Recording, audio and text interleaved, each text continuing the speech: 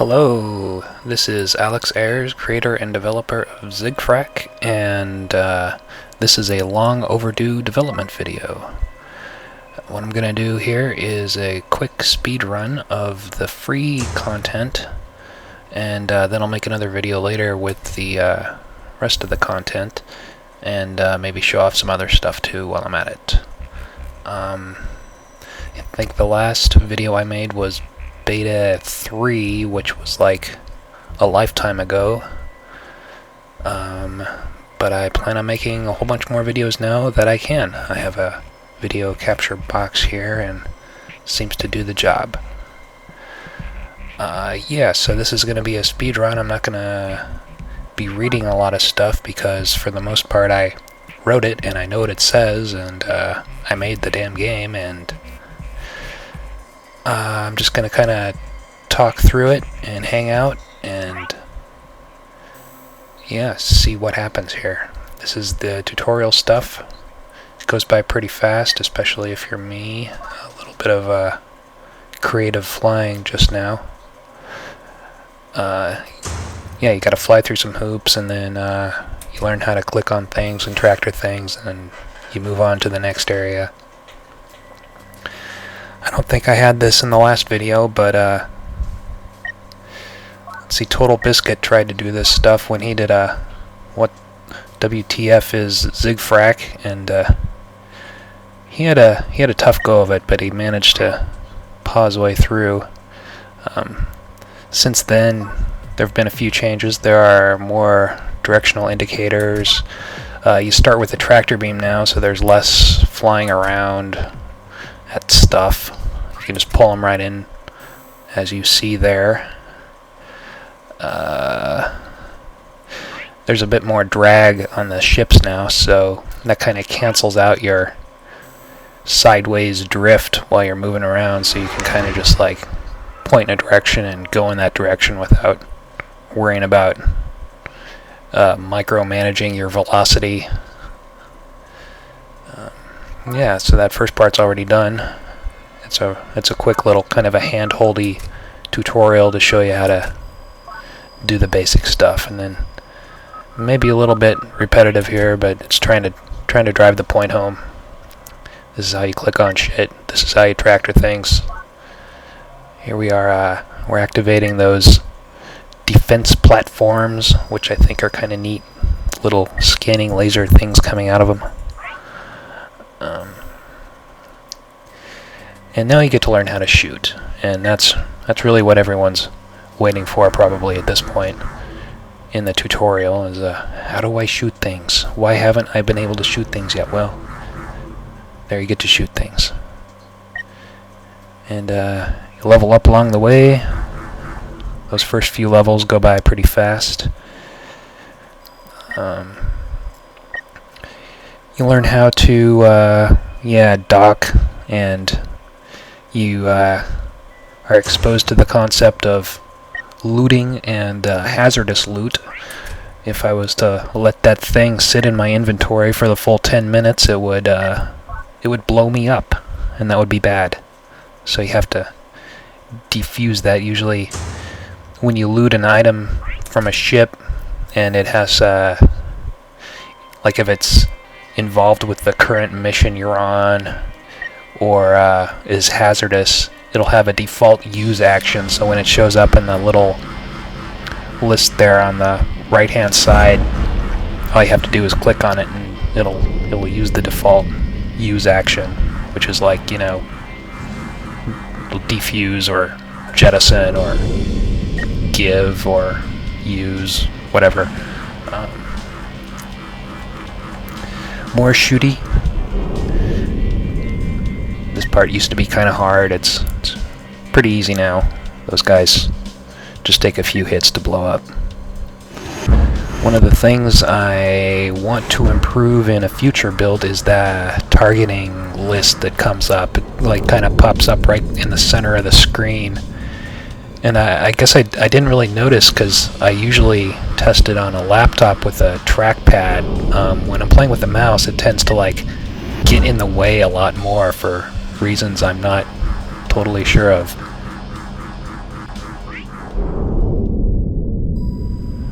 But yeah, I'm gonna do something to move that list out of the way and maybe make it a little prettier while I'm at it. Anyways, here you're capturing a ship. It's real easy. Just click capture ship and adds the ship to your shipyard, and you permanently get access to that type of ship. You can, at the start of the game, you can choose which ship you're gonna use, and you can also, when you're docked at a station, you can visit your shipyard and swap out for a different ship. The larger ships are slow, but they've got more health and stuff. But yeah, you know, depends on what you're in the mood for, I guess. If you want to. And yeah, that second little tutorial is done because I didn't read anything and I zipped right through it. This part's changed up a bit. It's kind of difficult. There's a lot of stuff going on, I guess.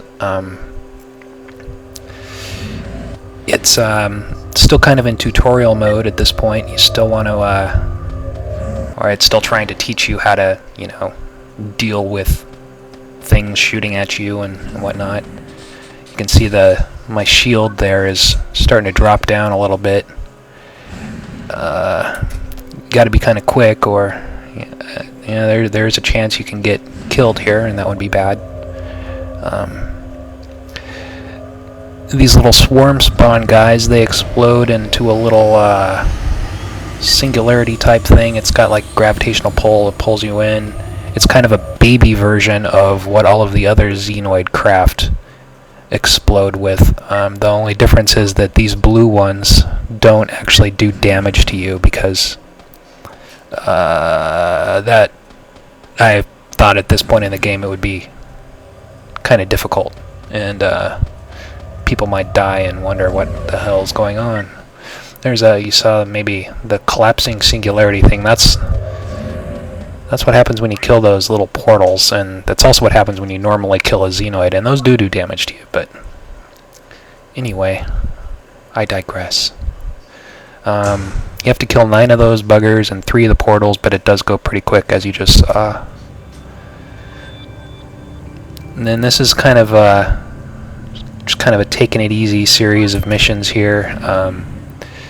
You're exposed to another one of those little default use actions in the corner there. You can see I'm clicking on that shielded containment vessel to jettison the completely harmless byproduct, and then you can target and shoot at the stuff. And then there's a little bit more gathering. Gotta pick up 4 of these things. Quasi-matter, very original. Isn't that what they called the stuff in Pitch Black? I can't remember. It was something like that. I hope I don't get sued. That would suck. So yeah, that goes pretty quickly. I try to make all of the missions basically go pretty quickly, because no one likes, you know, a quest that just drags on and on. That's no fun. This is Zigfrak's version of fishing. Pretty good odds that you'll get the thing you're fishing for on the first or second try.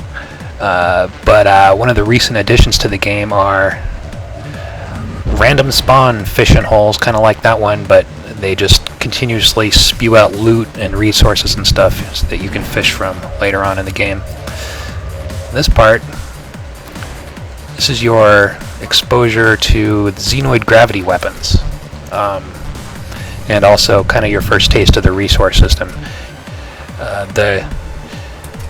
During this particular scenario, you've got kind of this god mode overshield that will keep you from dying. Otherwise, it would be pretty difficult, especially for brand new players. These attractoids they actually have a tractor beam device that kind of snares you and drags you right into their line of fire. And at the same time, they're shooting these little singularity bombs at you that also kind of snare you and interfere with your navigation. These guys drop loot, as you can see in the little status console area there. converted to research points, and basically how that works is those alien items aren't usable by you until you've scored enough of those research points, and then they'll actually start becoming physical items in your inventory that you can use if you have a compatible ship. The compatible ship means a Xenoid ship. I think it requires 1,000 research points in order for you to capture one of those things. That's a very recent addition to the game. Well, the research points have kind of been hidden for a while, but the ability to capture the Xenoid craft is new. And it's really fun to actually pilot one of those things and give the Xenoids a taste of their own medicine, and give the Enforcers a taste of some superior technology. The Deimos station here actually has some of that tech at their vendor. So you can filter out human tech only. I just clicked up there, and they've also got some experimental tractor items. I need to test some of those to make sure they actually still work right. But the variations on the tractor beam item, they let you tractor in combat, they let you tractor dark matter automatically, and they let you tow disabled ships and stuff like that. A few variations on a theme for people who have some credits to burn and want some items to play with. But that last mission goes pretty quickly too. The whole little hub there at the Deimos. The point of that place is to upgrade your tractor device. It used to be you didn't have a tractor device until you finished that hub. Now it just it upgrades your tractor device since you start the game with one. I think when you start, the range on your tractor device is like 50,000 meters, and that upgrades it to 75. Excuse me. Now you get your first real exposure to the various types of Enforcer craft that you'll run across. Really, there's no difference between the Enforcer craft and the Freerunner craft except for the names, and I think the Enforcers have a higher quality of ammo and weapons, and basically all their items are like a little bit better than the Freerunners.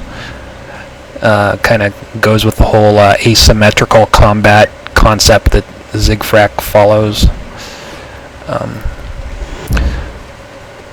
So yeah, you blow up 6 of these guys, hopefully snag some loot along the way, and this is the Alpha Station hub, and at this place you're rewarded with a not a tractor device, a stealth device, which is pretty cool.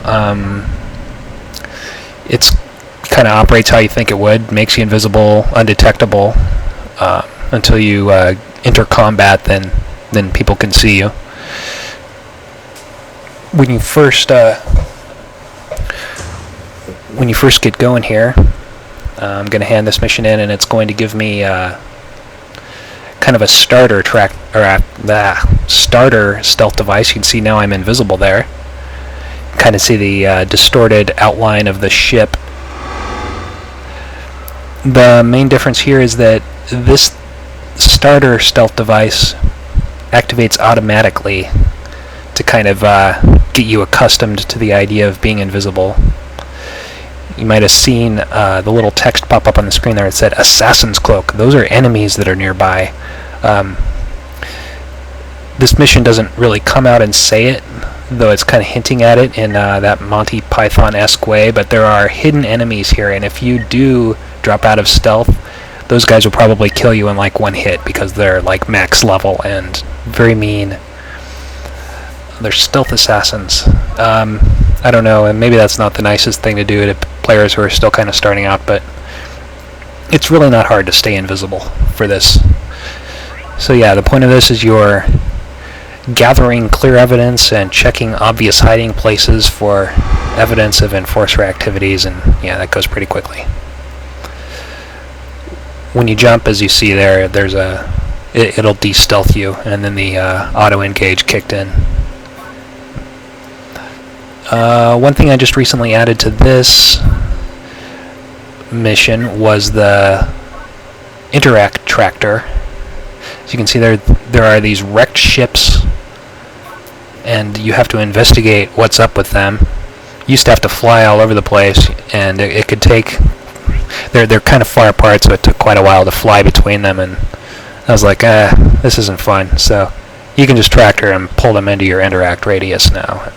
Click on them when they're close enough. And yeah, that goes pretty fast.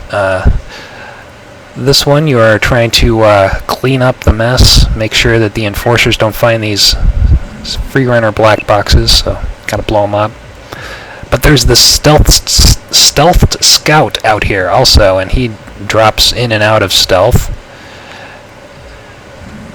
And he's got nukes. As you can see, I just got hit by a tiny little nuke there. It disabled me.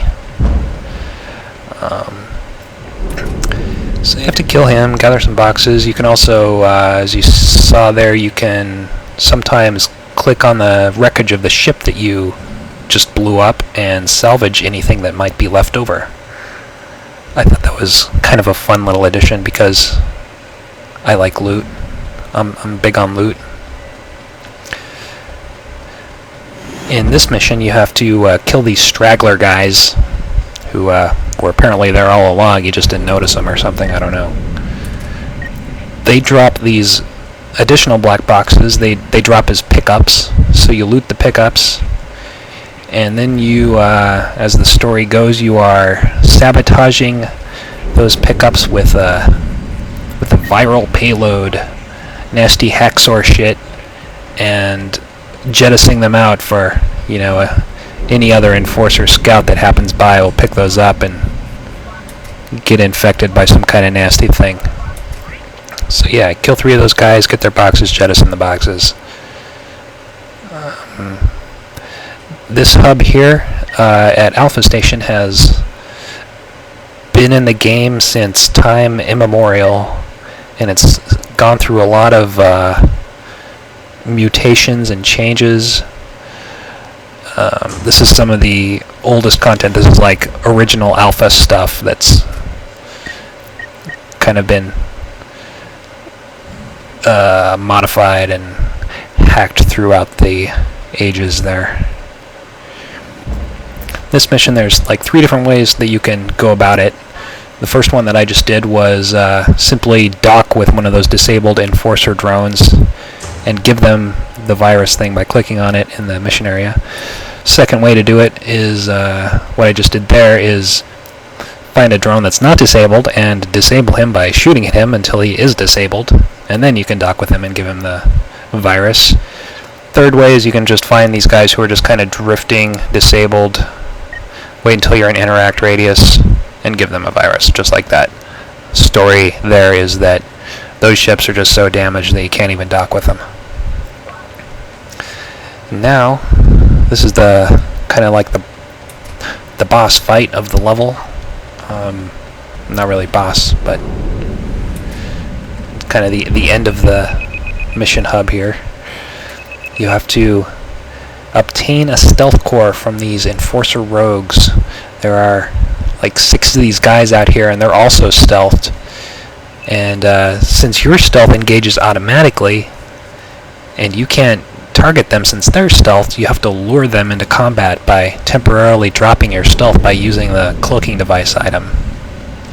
So you drop out of stealth, it lures them into combat, and then you can take care of them as so. I think I'm skipping the looting opportunity there because these guys are killing me. No, it's really hard to die on this because this is another mission that gives you kind of a god mode overshield that recharges rapidly and won't let you die,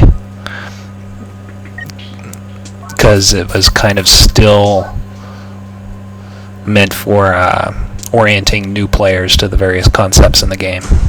But yeah, got that stealth core, brought it on home, and I've been promoted. promotions usually give you a bag of loot to go along with it, and check for other missions there. Upgraded my universal remote. Basically what that item does is increases the range at which you can interact with objects. Like if it says click to verb, like click to loot or click to activate or whatever, most of those are affected by your universal remote. And as you level up, you gain access to better remote that will work at a greater distance. Alright, I'm going to just check out the inventory here, check out the vendor at the supply station. The reason that the supply station is separate from that main alpha station is that outside of the scenario, that station, alpha station, and several others like Mira station here, they're actually battle stations, and they will shoot at things with lasers and bullets and missiles. They're actually a really kind of like a giant powerful ship that just doesn't really move, and they shoot from all directions. They can engage multiple targets at the same time, but they don't do that during the scenario because that would interfere with you going through the content and learning how the game works. Yeah, the scenario missions are kind of meant to they're for you, not for the station. Outside of the scenario, though, it's a pretty powerful battle station. These guys here are disruptoids. They're like probably one of my favorite units. They have a blink drive, it's called, and it lets them kind of like instantly go from one area of space to another. Like they just kind of like it's like a little mini jump drive that just takes them across the area. So one minute you're shooting at them, then blink, they're somewhere else. They've also got these kind of RPG style rocket weapons that when they explode leave a little gravitational anomaly there that pulls things in, makes a cool noise. At Mira Station here, the idea is that you are testing out this new shield disruptor technology, which, come on, turn it on, there we go. The shield disruptor drains enemy shields quickly. The training one here has a pretty low cooldown on it, just to like drive the idea home of how to use it.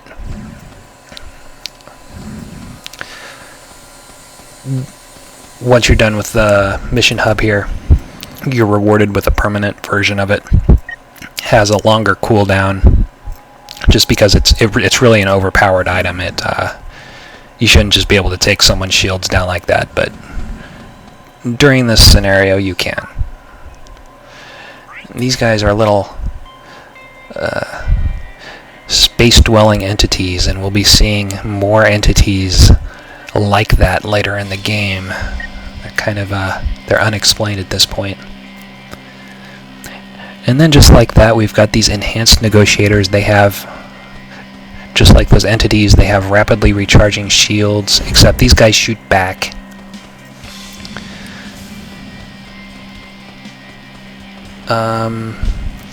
You don't have to use the shield disruptor on them, but it really helps. I think on this one I'm going to forget to use it. You can see it's kind of a grind to get those guys' shields down unless you use the disruptor on them. If the enemy shields are already down, obviously the disruptor won't do anything, and in most cases it won't even turn on, because it'll just be like, nah, nothing to do here.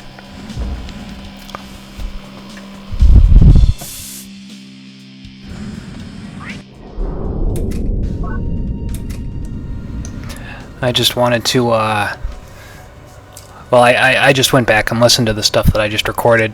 I'd like to apologize for the quality of this microphone. It's kind of a piece of shit. I needed to do a voiceover, so I went out, grabbed a mic, got this Logitech thing. Turns out it's not very good. I don't recommend it. Don't buy a Logitech microphone. This mission's really cool. I really like it.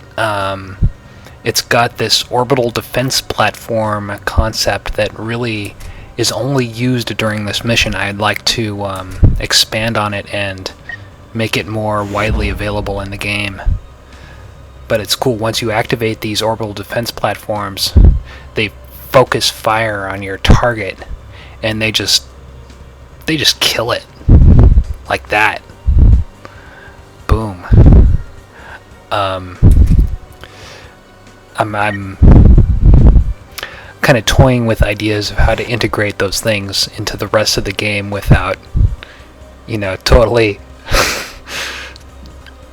screwing things up. They're really just super overpowered, and the point of this mission was really to. It's not really teaching you anything about the shield disruptor at all. It's just kind of a fun, fuck off, blow shit up mission. Pardon my French. I guess that gets me an M rating on YouTube or whatever. So go ahead and report that if you want to. Yeah. Lots of loot drops from those guys. Basically free loot. You turn on 4 orbital defense platforms, you nuke those ships, and you just scoop up the purples. It's a beautiful thing. Yeah, so the mission hub here at Mira Station goes pretty quickly. Again, especially if you're me.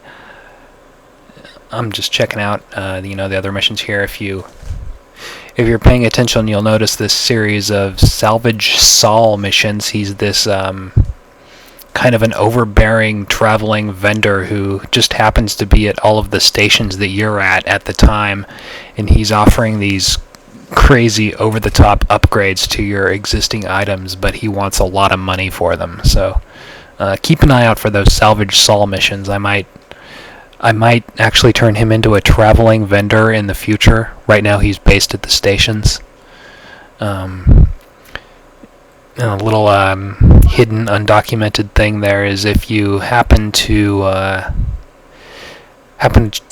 accept one of those Salvage Saul missions but don't have the credits at the time, it'll open up a series of missions where you can go to the various stations and ask about Salvage Saul. Try to gauge this dude's reputation for yourself, and decide if it's worth it. And it's pretty much worth it. Later on in the game, credits are easy come, easy go.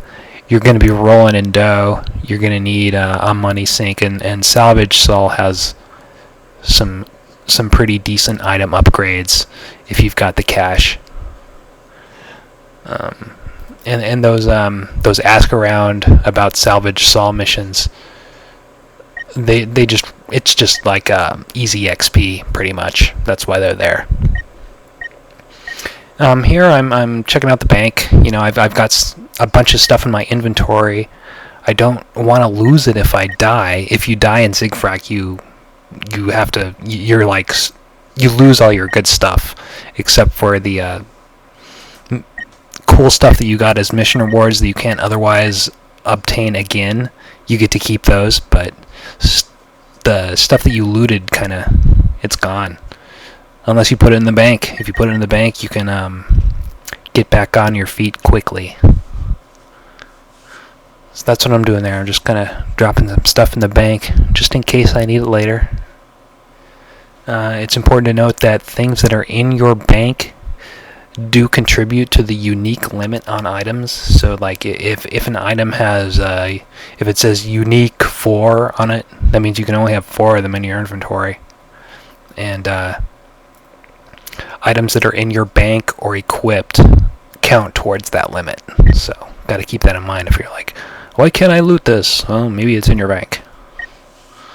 Here I'm selling some stuff, selling some crap. It's all trash cargo. Get a pittance of trade credits for selling those. Some of those things I couldn't sell because they don't have any value.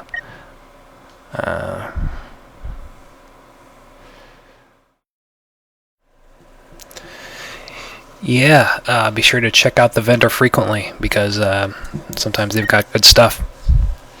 Here I'm demonstrating what happens if you accidentally sell something. You see I clicked on that dusty cannon there.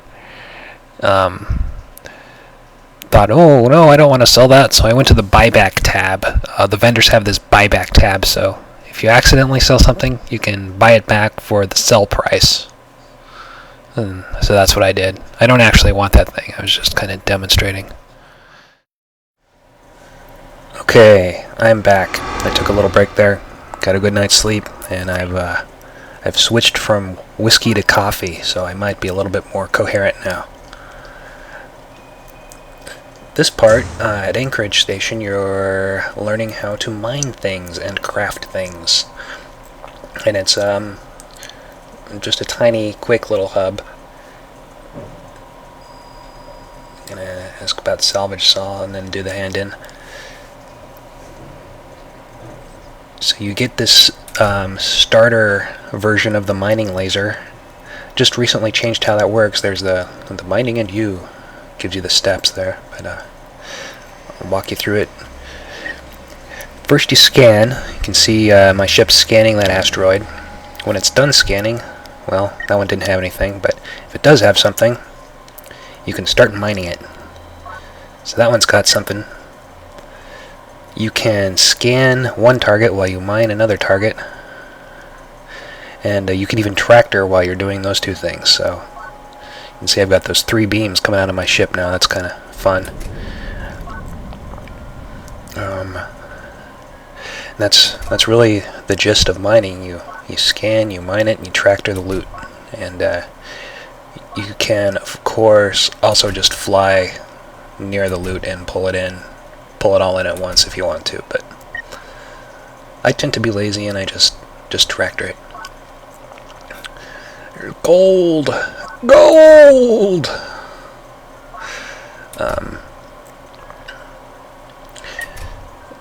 This one, these asteroids are kind of slow to scan. I think most of the mineable targets in the game scan a little bit quicker than that. It just kind of blip, blip, blip, blip.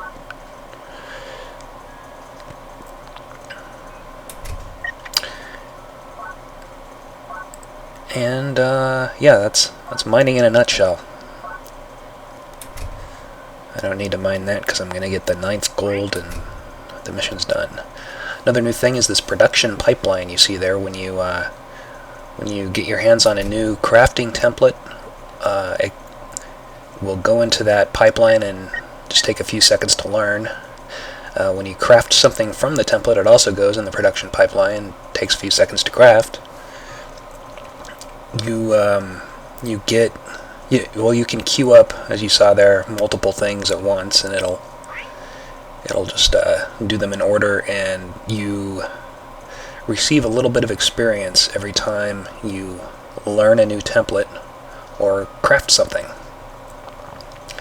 And then this next one is showing a little used feature of Zigfrack, which is Warheads. You can use these item modifiers called Warheads, and it'll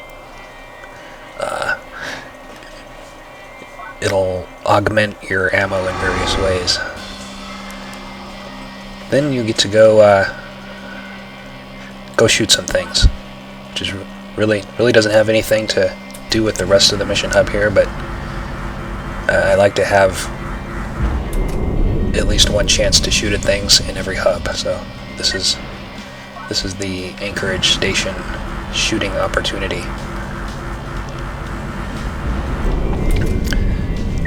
This is another one that can be kind of difficult. You need to be somewhat quick with, because those mining lasers are, well, actually those guys aren't using mining lasers on you. They're using real beam weapons that can kill you pretty quickly. I think actually they're using mining lasers and beam weapons on you, so that's why they're so nasty.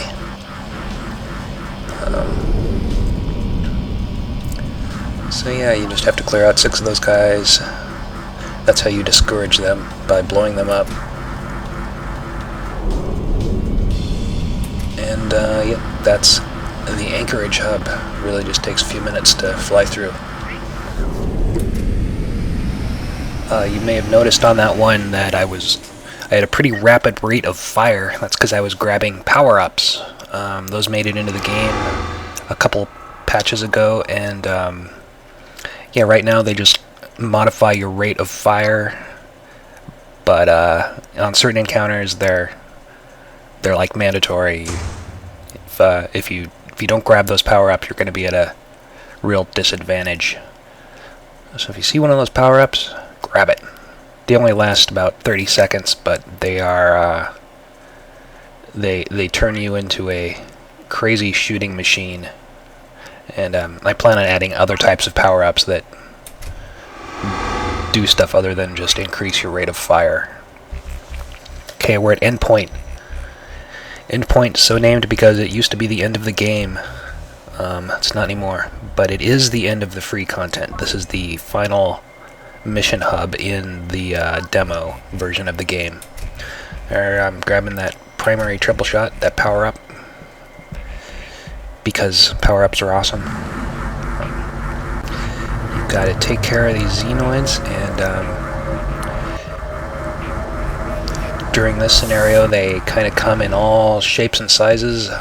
Well, you don't get the really super big ones, but all kinds of xenoid variants. They all spawn with the name Xenoid Seed Layer. And yeah, there's those collapsing singularities that I was talking about earlier in the game, the purple swirly stuff. We'll see when this guy explodes. That thing. Collapsing singularity, pulls stuff in, does damage to you, and pulls you in if you get too close. You can see that friendly there just got a taste of it. He's disabled now. It says, free runners have got your back. During many of these scenarios, you'll have some help from friendly free runner units. They will come to your aid and fight at your side. And you saw I just flew right through that collapsing singularity. That's actually the best way to get out of them, is to not fight it, but to just go into it at full speed and come out the other side. Otherwise you end up just kind of orbiting the thing and taking tons of damage. Because as you fly into it at full speed, you'll accelerate from the thing's pull, so you just kind of rocket out the other side of it. So I tend to just fly directly into him and eat a tick of damage. Shoot, boom, done. Flying through it. All kinds of floating purples there that'll translate into research points, as I was talking about earlier. It's a good.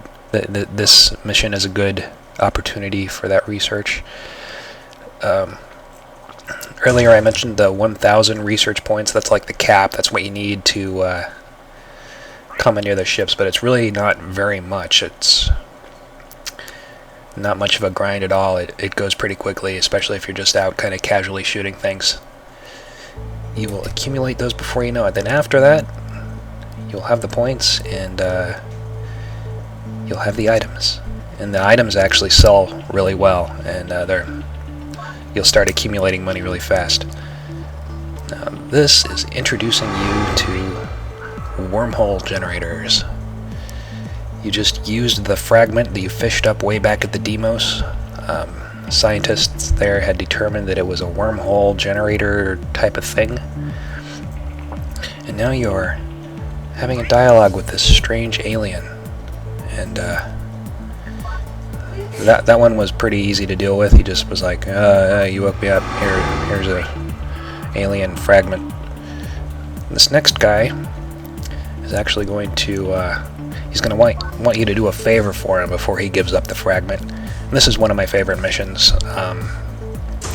Carry on, my wayward drones. This guy, this old ancient alien, was responsible for a flock of drones, but he's like old and senile and feeble, and he he lost control of them. So you have to jettison these traps, which kind of work in like a kind of a Ghostbusters trap style way. You just jettison the trap and they pull stuff in. And if the game had an achievement system, this would be one of the first things I would add an achievement for, because I've seen people get away with, you know, just shooting out 2 of these drones. They end up pulling in like 20, or sorry, 2 of these traps. They pull in like 20 drones each, and then they're done with the mission. And they pull in all of these nearby wayward drones, which can be anywhere from, well, 0 to 20. I think 20 is the max that will be out spawning at once. And it's just, I don't know why I like it so much. I just love watching those trails streak. It's kind of hypnotic. I'm just gonna drool on myself for a while now. So yeah, the 40 drones sounds like a lot. It's really not,